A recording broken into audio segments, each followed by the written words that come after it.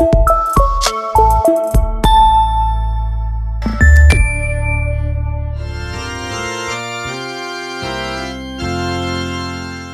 mofinaina isan'andro atolotry ny mpitandrina rakotina valina maoly.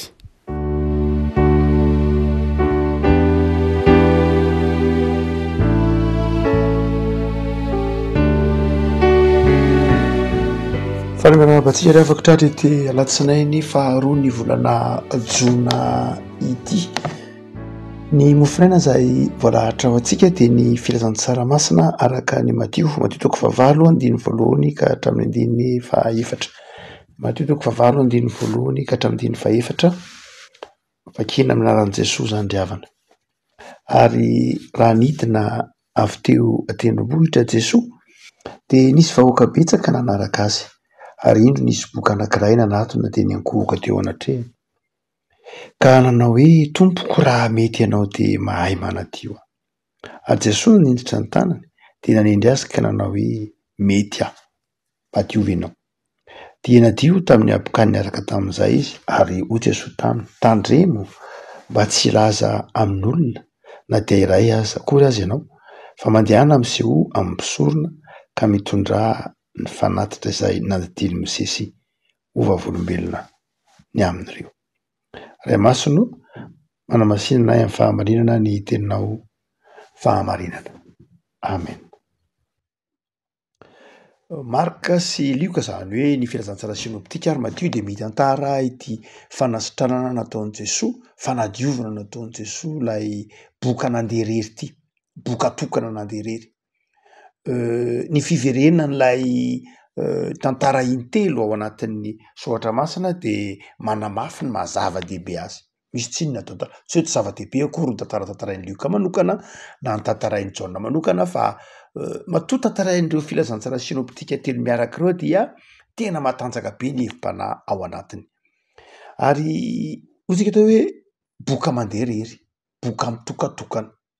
Tsy dia tena mahazatra loatra ny mahita boka mitokatokana. Ny antony dia miaraka mitambatambatra ny boka, miaraka amin'ny groupe za mitambatambatra ny boka. Ny antony dia mifamelolisiny sy mifanampy izy satria olona voahilika any anatin'ny fiarahamonina tsisy olona afaka manampy azy, tsy azo raisy tanana izy, tsy azo toloran-javatra, miantsoantso raha vao handalo tanàna dia miantsoantso hoe reny ny boky dia atsipy ny sakafo omena azy, na apetraka lavitra atosika amin'ny hazo kely na atosika amin'ny hazo na apetraka eny ambony-dalana dia mandalo izy dia isan'ny boka no mifanampy io satria mety misy mihitsy tsy afaka mandray, tapaka ny ratsan-tanana na mondo sy ny tahak'izany. Noho izany dia miaraka maromaro ny boky dia antsika ilay boka folo laza ohatrany. Fa eto dia boka mitokatokana, boka anankiray irery ihany.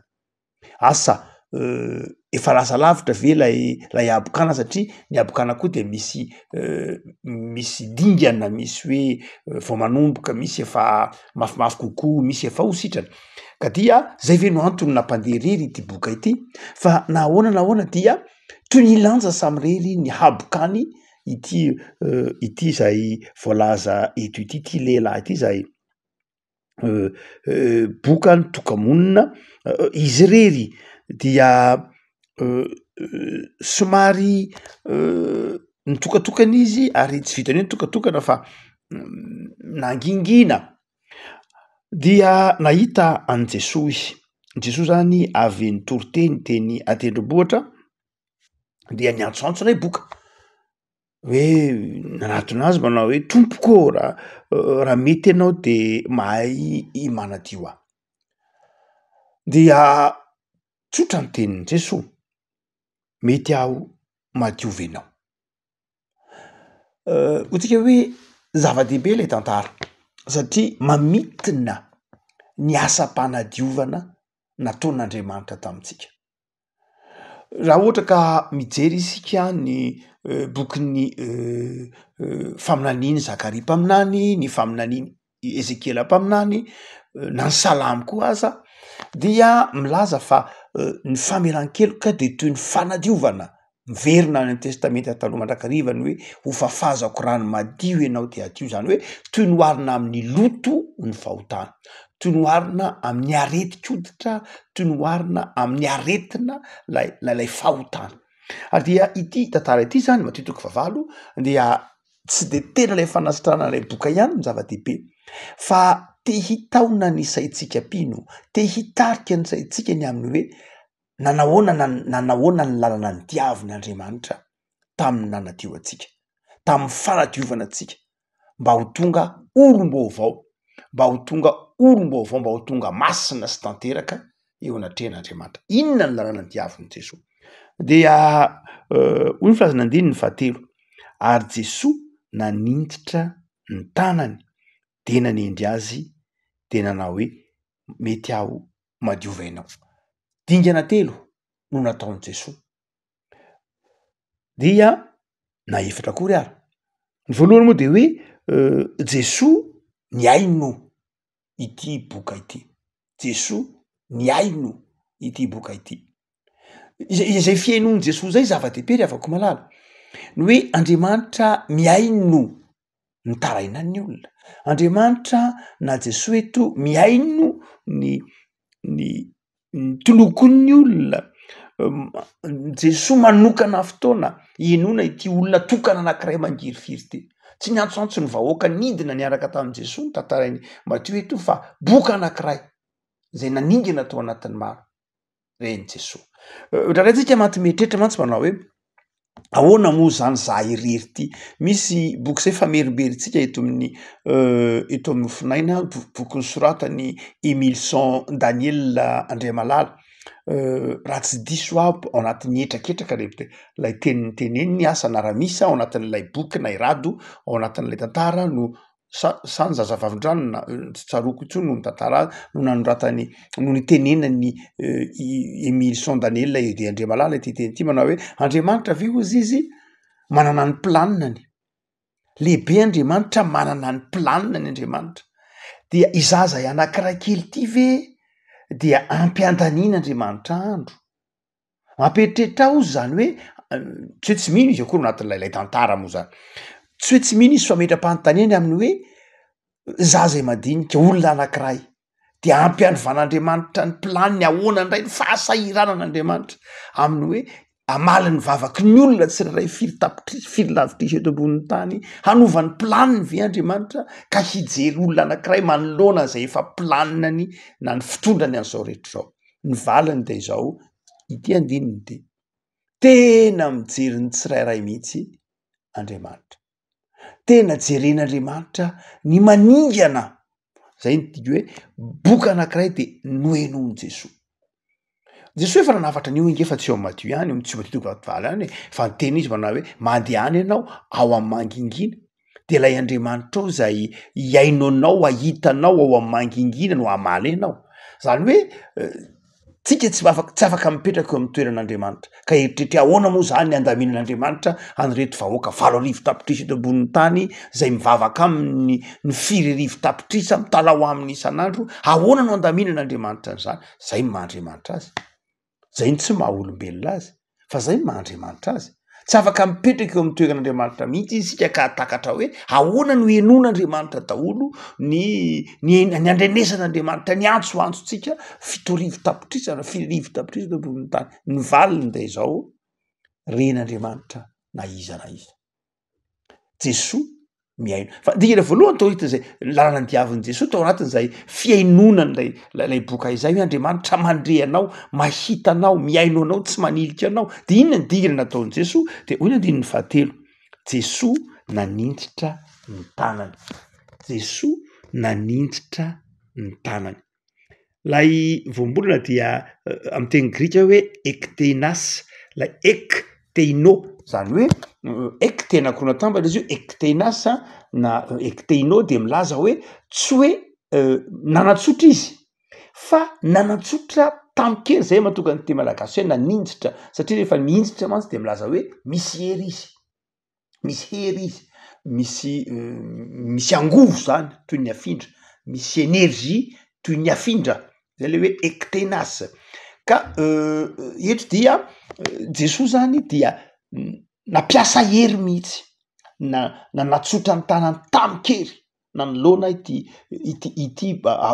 boka ity zay mahatonga ny perikopantsika amity volana jona ity hoe fahefan'i Jesosy ny heriny fahefan'Andriamanitra ka lay ekitehina azy zany hoe lay Jesosy naniditra ny tanany zao nanatsotra ny tanany tamikery ao amin'ny matetika fa 4:1 marina fa miverina matetika mizoatra masina teny hoe ekitenao fa tsy eo ihany matio ny tena matetika mampiasa azy ato amin'ny testamenta vaovao fa anankiray izay manaitra dia ny 4:1 lay Petera nitsangatsangana teny ambony ranomasina rehefa nitsangatsangana teny ambony ranomasina Petera dia hoy Jesosy taminy hoe niteny Petera manao hoe ary Petera namarin'i Jesosy ka nanao hoe tompoko raha ianao ihany dia asaovy manatona anao eny ambonin'ny rano aho de hoy Jesosy avy arako manatona ty de niala tamin'ny sampokely Petera ka nandeha tambonin'ny rano anatona an'i Jesosy fa raha vao nahitany rivotra izy de natahotra raha vao netika izy de niantso hoe tompo vonjeo aho zay le kikika zay le teny izay tahaka ity boka ity manao hoe raha mety ianao dia afaka manadio aho tahaka ity tenin'ny Petera ity hoe tompo vonjeo aho 4:30 amin'ny 4:20 ary naninditra ny tanany niaraka tamin'izay Jesosy zay le hoe ekitena zany hoe naninditra ny tanany de izany de nanatsotra ny tanany tamikery nanaisotra ny Petera tao anatin'lay rano lalina ade tahak'izay koa eto Jesosy nanatsotra ny tanany afaka malala ndingana nataon'Andriamanitra tamin'ny fanadiovana antsika de zao nanatsotra tanana tamikery nidina tamikery tetỳ ambonin'ny tany tamin'ny alalan'i Jesosy ahoana moa nidina tamikery tetỳ ambonin'ny tany nidina nandresy ny fahafatesana nandresy ny fahotana tao anatin'ny fanetretena saingy fanetretena tamikery nandresy ny fahafatesana ny vony fasana nidingana ny diavin'Andriamanitra tamin'ny alalan'i Jesosy hanadiovana antsika de zay ekitehina azy tonga nanatsotra tanan'Andriamanitra nitondra ny heriny Andriamanitra tamin'ny alalan'ny fanahiny tamin'ny alalan'ny heriny nanadiovana antsika Andriamanitra nijoro tonga tamikery nanadio antsika marina fa tao anatin'ny fanetretena sy ny fahalemem-panahy fa tsy Andriamanitra resy akory Andriamanitra ny azo fijaliana tsy faharesen'Andriamanitra mihitsy fa faharesen'ny fahotana noho izany dia nidingana nataon'Andriamanitra zay asehony Matio eto tamin'ny fanadiovana antsika de zao Andriamanitra nanatona antsika niaino antsika nahita ny lotony sy fahotantsika ary tonga tamikery nanaisotra marina ny tenin'ny Jaona ao amin'ny filazantsara masina Jaona manao hoe ary ny zanak'oron'Andriamanitra zay nanaisotra lay nanaisotra de zao nanombotra tamikery ekitena azy koa tsy ekitena azy rehefa olona fa hoe nanombotra tamikery nanaisotra ny fahotana zany hoe milaza hery ihany fa ny faharoa de zao rehefa nanatsotra ny tanan'i Jesosy dia hoy ny filaza Matio azy hoe de nanindry zany hoe nikasika ity boka ity nikasika zahatra tsy fikasika mihitsy ny boka tsy ny olona madio mihitsy nikasika ny boka satria manjary maloto izy zay mahatonga an'i Jesosy ny teny manao hoe aza miteny amin'ny olona hoe nikasika anao aho fa raha vao hitan'ny olona hoe nikasika anao de zao tsy avela nikasika azy tsony tsy avela niditra ao an-trano tsy avela nifanerasera amin'olona tsony tsy hoe natahotra Jesosy tsy hoe menatra Jesosy fa izao tsy azo nikasihina ny boka fa zay olona mikasika ny boka de maloto ary maloto ka tsy afaka mifanerasera amin'olona mandritry ny 20 andro aloha na herinandro mandeha misasa sy manadio tena any de Jesosy zany tsy hoe andika ny lany mosesy izy fa nanao zay Jesosy mba hitandremana ny fiarahamonina toy mana aza miteny amin'ny olona fa ndana atao fotsiny antanao arao daholo ny fandaminana maro samihafa momba ny Levitikos 4:20 am'izay boka sitrany nanindry zany hoe Jesosy nandray teo amin'ny tenany lay abokana zay dikany hoe nanindry toy ny mifindra teo amin'ny Jesosy lay abokana lay olona loton'lay olona lay impureté lay abokan'lay olona de toy ny raisin'ny Jesosy ny lalana ny diavin'Andriamanitra tamin'ny fanadiovana antsika de zao ny raisin'ny Jesosy ny raisin'ny tompo lay lototsika ny raisiny ho an'ny tenany ka nanjary naloto izy mba hampadio ity boka ity nanjary toy ny tenen'ny soatra masina hoe tonga ota Jesosy mba hanadio antsika tsy mora zany re afaka malala tsy hoe tonga fotsiny Jesosy tonga tamin'ny kery nanatsotra tanana nanakaiky ny eny fe zao noraisiny tamin'ny tenany mihitsy lay loto zay ny dikany hoe nanendry mikasika de nifindra teo amin'ilay loto re afaka malala zay regny zany fitiavan'Andriamanitra tsika tsy tanteraka tsika tsy hoe marina tsika tsy hoe tsara fa zao no amarinina efa noraisiny Jesosy lay otatsika efa noraisiny ho an'ny tenany ary nombona tao amin'ny hazo fijaliana zay mahatonga atsika tokony olona manana fanantenana raha kristianina ianao no ferin'aina lava de zao tokony mandiny tena mihitsy fa ny kristianina de zao efa noafahan'ny tompo noraisiny tompo lay maharary ianao ilay fanilian'ny fiarahamonina anao efa noraisiny tompo tao amin'ny hazo fijaliana zany lay enatr'olona lay toetsaina resy le toetsaina miondrika satria zay ny dikany hoe abokana enatr'olona fahambaraka tsy fananana arety na akiviana tebiteby zany efa nitendreny Jesosy efa noraofiny niala teo amintsika de inona ary ty kivikivy ty hoy ny iray ino ny tianao malaina ino ny tianao menatra ino ny tianao tsy mijoro ity fa mino fa efa noraisiny Jesosy ny fahotana rehetra nombona tao amin'ny hazo fijaliana fa izao tsy ampy an' Jesosy zay hoy maty hoe de nanendry izy fa aorianan'izay de zao ny teny Jesosy ny teny manao hoe mety aho madiovy anao mety aho madiovy anao Andriamanitra ny teny Andriamanitra ny teny izay Andriamanitra ny teny zay zava-dehibe ry havako malala inona le zava-dehibe tamin'ny fanadiovana amintsika Andriamanitra de miteny amintsika isan'andro ny toriteny ny fampianarana ny vaky teny de milaza ny fahavelomana Andriamanitra mahatonga atsika mitohy ho ao anatin'ilay fahadiovana ny fanahy masina amin'ny fanazavan'ny Jaona azy dia Andriamanitra mitoetra ao anatintsika ary tsy Andriamanitra mangina ny fanahy masina fa Andriamanitra miteny mety tsy miaino an'ilay fanahy masina mihitsy isika mety tsy mandre an'ilay fanahy masina isika fa ilay fanahy masina de Andriamanitra miteny amintsika isan'andro ary ny lalana nadiovan'Andriamanitra atsika de zao ny dioviny de miteny amintsika isan'andro izy miteny amintsika io mitahiry atsika ho madio isan'andro zay ny tsy tokony ho adinoina mihitsy fa ny fanahy masina de Andriamanitra mitahiry atsika hadio lalandava rehefa nidioviny Jesosy tamin'ny rano teo amin'ny hazo fijaliana de zao tonga olom-baovao ka mba hahatonga atsika tsy haloto intsony de nonena ny fanahy masina ao anatintsika de madio lalandava isika raha ohatra ka tsy ao anatin'ny fanahy masina de zao mety miverina maloto indray fa izao rehefa nandray natao batisa isika nidiovy ny tompo tamin'ny rano de manjary fonena ny fanahan'Andriamanitra ary io fanahan'Andriamanitra io mahatonga atsika madio isan'andro tsy ota no mitoetra ao fa ny fanahy masina no mitoetra ao anatintsika ao io le fanahy zay mampaheretsika io le fanahy zay manolokolo ny finoantsika mahatonga atsika tia namana mahatonga atsika tia an'Andriamanitra mahatonga atsika tia zavatra tsara mahatonga atsika tia miezaka mahatonga atsika mahafoy mahatonga atsika te hiona hiverina amin'Andriamanitra mahatonga atsika te hivavaka lay fanahy masina no mitahiry zay fahadiovana zay ary io fanahy masina io le tenenina hoe mety aho madiovy anao io le fanahy io le Andriamanitra miteny amintsika isan'andro de afaka malala am'izao alatsinainy maraina herinandro vao manomboka izao de mampahery anao areto madio matoky fa tsy zavatra tsy hain'Andriamanitra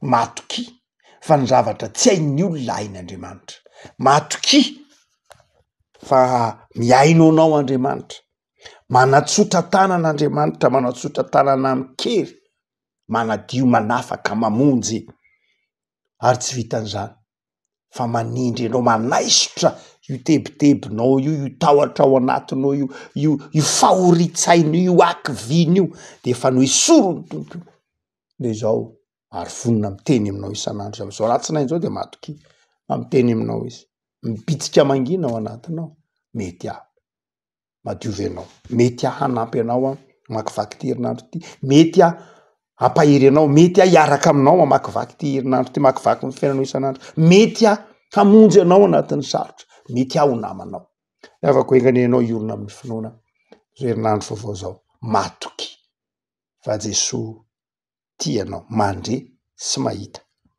zay mety ho maniry ianao. Ivavakantsika.